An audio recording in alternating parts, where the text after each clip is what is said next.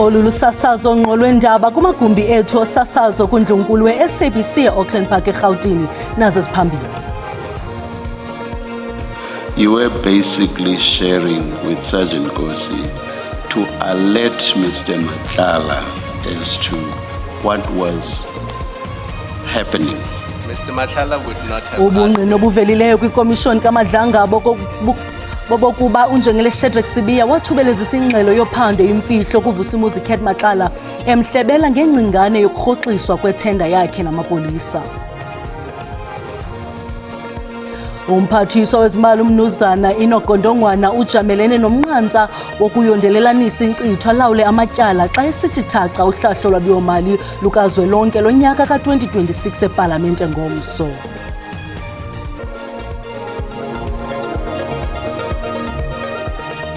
Molweni emakhaya, khongozelani uvimba wangokuhlwanje.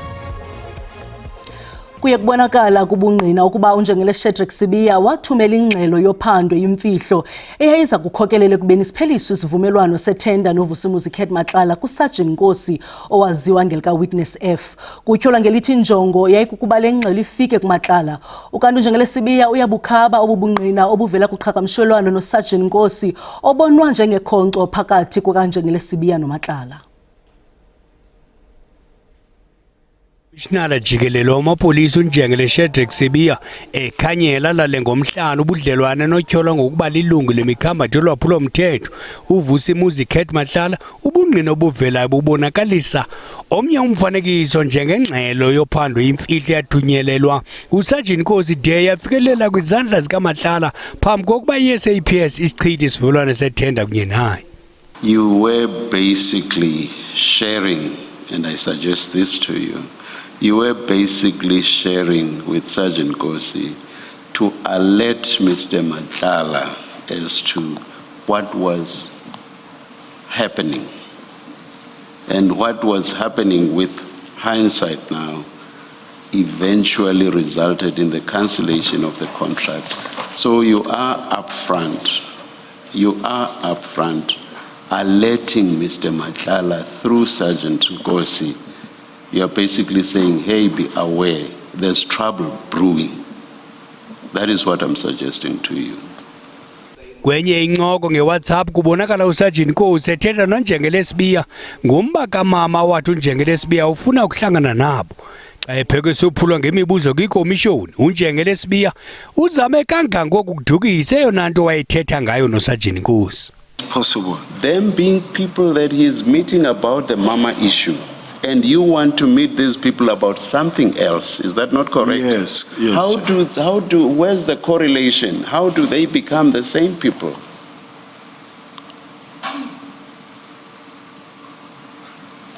It's just that I'm trying to explain that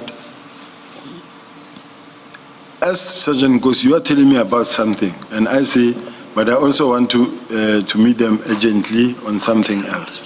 Ile mpendulo kanye ekhokhelele kumbuzo ukuba kutheni kusoloko kukho uSergeant Nkosi kwincoko kanjengele Sibiya kunye nalamadoda nebatha. And in all of these, I've taken you through quite a few now of these meetings and arrangements that are being made, and it's always Sergeant Nkosi who's the person who is the go-between. It is not in all instances where you have to communicate through the PA, because some meetings are meetings, like for an example, meetings with informers, it won't be with PAs. And in the underground or underworld or organized crime system, where you are able to get information from other criminals. Ikomishoni isaqhuba. Ukanti usomashishini wasemntla-ntshona uMnumzana Oupa Brown Mokgotsi uvumile kwakhona ukuba waphosisa kwingxelo efungelweyo awayenzayo ukuze afumane imvume yokushicilela incoko phakathi kwakhe nontamnani wamapolisa. UMnumzana Mokgotsi ebenika ubungqina kwikomiti yesikhawu yepalamente ephanda izityholo zolwaphulo-mthetho emapoliseni ezenziwa ngumkomishinala wamapolisa KwaZulu-Natal unjengele Nhlanhla Mkhwanazi. Oupa Brown Mokgotsi ufike phambi kwale komiti ezokunika ubungqina ngemisebenzi yakhe kwicandelo lezobuntlola. uvumile ukuba usengumsebenzi oncedisana nesipolisa ukuqokelela ulwazi lolwaphulo mthetho. Kodwa uMokgotsi uye waxinwa ngokufaka imbalelwano efungelweyo ethi usebenzela umphathiswa wamapolisa. Who did you want to get approval from? From Schnell? From Schnell, that's correct. So you lied to Schnell? That's correct. And said to Schnell, I'm a politician working at the minister's office. Go and apply for a 25A and refer to me as a That's complainant. correct. That's correct. That's Uye waphinde wavakalisa izitsholo zokuba umkhwanazi kwaye nesilo samabandla uKing Misizulu kaZwelithini basebenzela iagente yezobunhlola yaseMelika esithi ude watyelela eKenya ephanda ezizitsholo. done my statement and brought my passport to show you. Indeed, I went to Kenya. I met this particular guy, and I said he gave me this particular name, which I don't believe, but he still said yes, he knew. There was suspicion. He was aware of that, but it's very, very difficult to say to prove. uMokgotsi uphinde wabuzwa ngokuba umazi njani uMatlala waze wavilisa ukuba wayemphanda. You've started investigating Matlala March, April 2024. From your investigations, what charges were pursued against Mr. Matlala? Perhaps I should just say those matters are under investigation, and I'm not at liberty to talk about them. Kwiindaba ze-SABC Dingubulelani Philip eParlamente.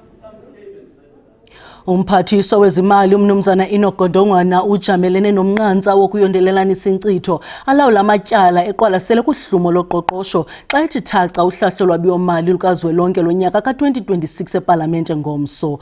Iingcali zoqoqosho eDeloitte Africa zithi ukuba uluhlahlo lwabiwo-mali luza kuchankcatha kolwaphakathi enyakeni olwenziwa ngoNovemba kuya kuthetha ukuthi luyakuba neziphumo ezihle. Iingcali zoqoqosho zinethemba ngohlumo loqoqosho okuna njengoko injoli yesizwe ilungiselela kwaba izithebe ngomso. Eli themba liza emva kokukhutshwa koMzantsi Afrika kwimeko yomngcipheko wokulahlekelwa libhunga lezimali i-Financial Action Task Force ikota ezine zilandelana ukuqala ngoSeptemba ka-2024 kwanokunyuselwa amanqaku ityeli lokuqala kwiminyaka engama-20. Look at forecast agencies, the likes of the IMF and other agencies, even the National Treasury's numbers, we'll be seeing that real GDP growth in the medium term, the next 3, 4, 5 years, is probably going to reach about 2%. Ezinye indaba ezinqumisayo kulwabiwo-mali lwalo nyaka kukuqokelelwa kwerhafu ethe xhaxhe ngokodlula inkcitha. Oku ngokuhambelana namatiletile karhulumente okuthibaza ityala kubuhawu bomyingo wama-78 ekhulwini kuhlumo lwemveliso yobukhaya. Initially the minister had proposed that they will have a shortfall of I think 20 billion. But in November, it was interesting to see that the commissioner was saying they're actually ahead by 18 billion. They were at a surplus by 18 billion. That shows the amount of work that they've been doing around any budget that they have from the government. Ukunyuka kwemveliso yezimbiwa kulindeleke kuxume ingeniso ngerhafu yamaqumrhu amakhulu. Umbuzo ubengokuba uza kuchithwa phi lo mdliva wengeniso. Impendulo iza kuvela kwinjoli xa isabela isizwe izithebe ukuqala ngeSipini malanga ngomso. Umbutho wemigaqo-nkqubo yotywala kumazantsi e-Afrika iSAPA umemelela umphathiswa wezezimali ukuba anganyusi nje irhafu yezinto ezifana notywala necuba kokongeza umyinge phezu kokunyuswa kotywala minyaka le. Oku kuphendula kumba womngcipheko oza nokuxhatshazwa kotywala. Ukubethelela esi simemelelo lo mbutho wenza uqhankqalazo lusingisele eParlamente usebenzisana noluntu lwengingqi zaseKapa.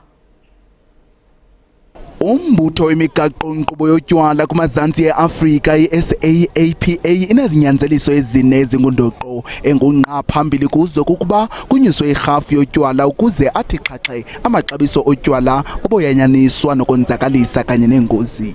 Currently we spend between 10 and 12% of GDP on alcohol harm.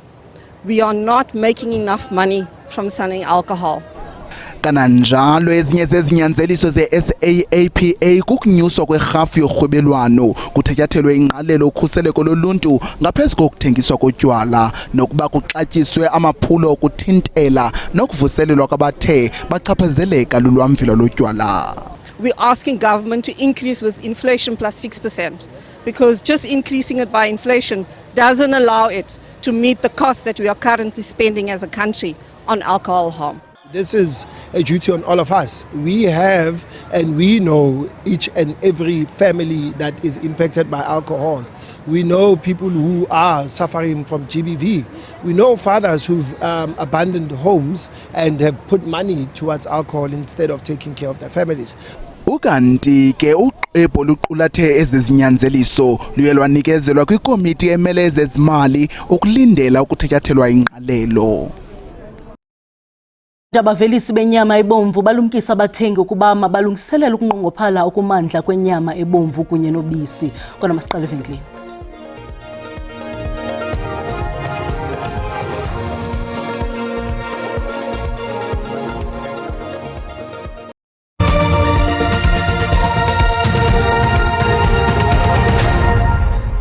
Sinamkele kwakhona kwindaba zelijelo xa sihlabela mgama. Isebe lezolimo eMntla-Ntshona lithi liseza kuphonononga ukuba lungaqhutywa phi na ugonyo ngesixa sakutshanje sezitofu ezi-100,000 zesifo sochwane nenyebethu. Ukanti abavelisi benyama ebomvu balumkisa abathengi ukuba mabalungiselela ukunqongophala okumandla kwenyama ebomvu kunye nobisi.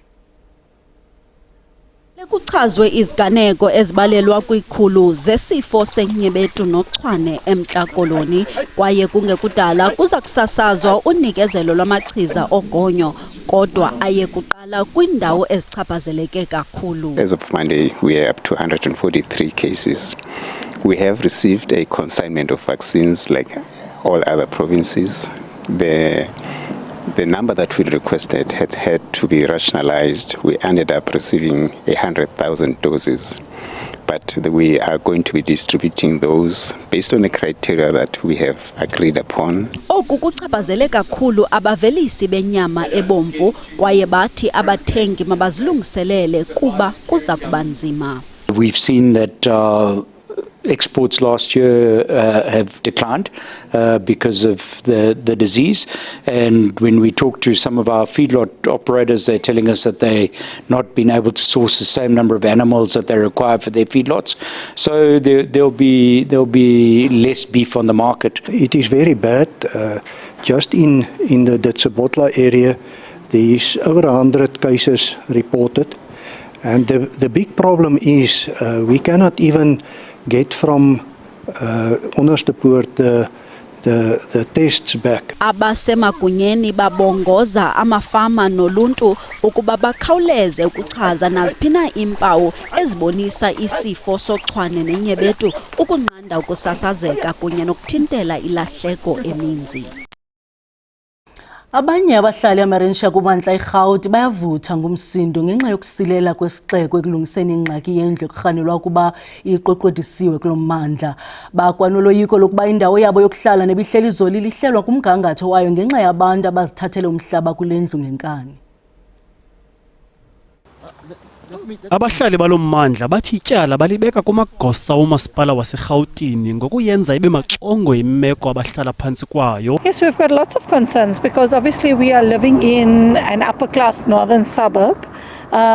We all pay fancy amounts of rates and taxes, and I mean we prefer to put up with a house like this that's full of vagrants, it's full of recyclers. Uceba wale ward uthi imeko yabahlali yenziwa nzima mpela kukungcola nokusetyenziswa kweziyobisi ngabahlali kule yadi.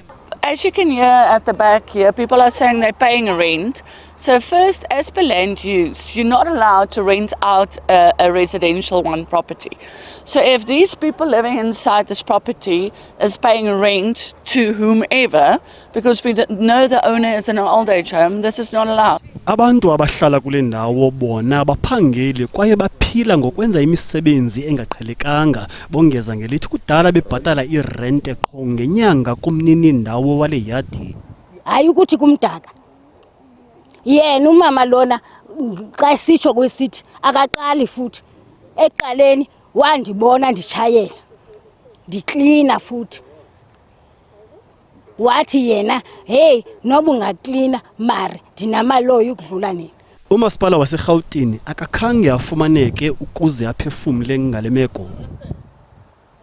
Umbutho ongenzi inzuzo iNyamukara Empowerment umemelela ukuba kuphuhliswe izakhono kumanina aswele ingqesho nanjengoko intswela-ngqesho nonqongophalo lwezakhono zinegalelo ekunyukeni koxhatshazo olusekelwe kwisini kweli. Okuvaliswe kumsitho wezithwalandwe wabasinda kuxhatshazo olusekelwe kwisini babe yinxalenye yenkqubo yokubaxhobisa ngezakhono kuGompo City eMpuma Koloni. 68 amaxhoba okuxhatshazwa ngokwesini aphakathi kweminyaka u-18 no-68 abathe bolulekwa kwizakhono zokuthunga kwakunye nokusebenzisa ikhompyutha. Kulindeleke ukuba basebenzise izakhono ukuze baqhuba amashishini abo khona ukuze benze imali bazokuzimela bangaxhomekeki emadodeni, nto leyo ebalulwe njengenye yezinto eziphembelela ukuxhatshazwa kwamanina ngokwesini. The economic vulnerability of women is what drives the gender-based violence, because when you are vulnerable economically, you have no choice, you have no options. Your situation creates vulnerability that doesn't empower you to move out of those situations. Amaxhoba okuxhatshazwa nathe athweswa izidanga athi le nkqubo iphuhlise ukuzithemba kwakunye nokuzimisela kubo.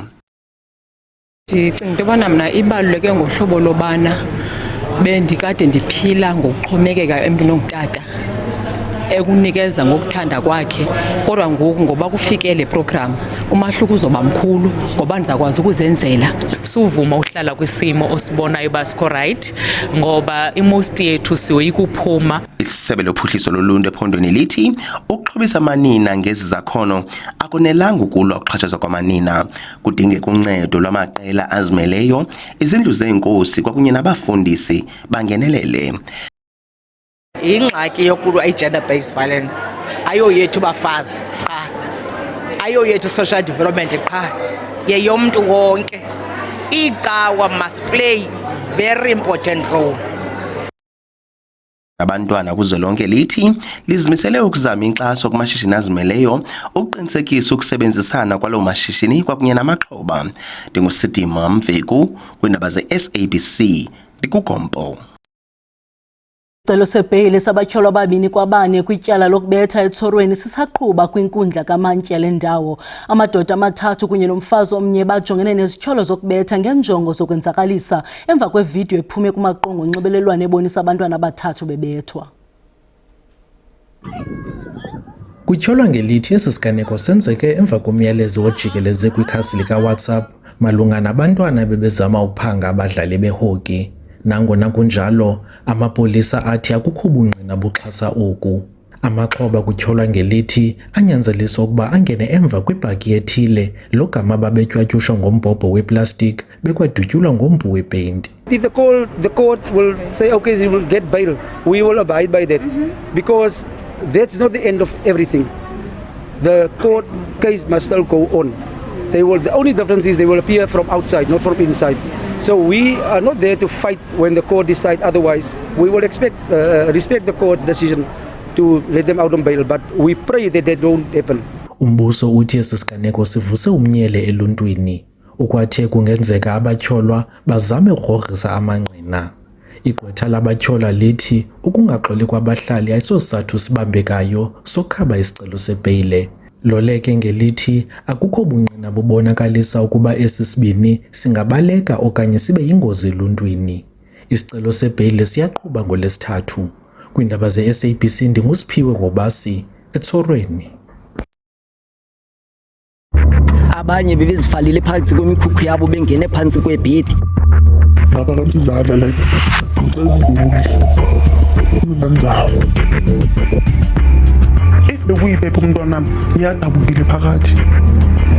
they're not going to be allocated a home, unfortunately. Those that are not South Africans, we don't have a choice. They must return back home where they are coming from. Kalondlela suqonqothela uvimba wangokuhlwanje senikhumbuze zangomso zizanoxa bethu ngesizulu kamnandi mawethu.